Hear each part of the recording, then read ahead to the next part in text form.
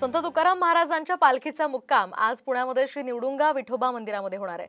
तर या मंदिराला आकर्षक विद्युत रोषणाई आणि फुलांची सुंदर सजावट सुद्धा करण्यात आलेली आहे आणि तिथल्याच व्यवस्थापकांबरोबर बातचीत केली आमचे प्रतिनिधी सागर आव्हाड यांनी। संत तुकाराम महाराजांच्या पालखीचा मुक्काम आज पुण्यामध्ये होत आहे आणि हा मुक्काम नानापेठ या ठिकाणी असणाऱ्या श्री निवडुंगा विठोबा मंदिरामध्ये होत आहे। त्यामुळे मंदिरामध्ये आकर्षक अशी विद्युत रोषणाई जी आहे ती करण्यात आलेली आहे। त्याचबरोबर फुलांची सजावट जी आहे ती आता या ठिकाणी सुरू असताना आपल्याला पाहायला मिळते।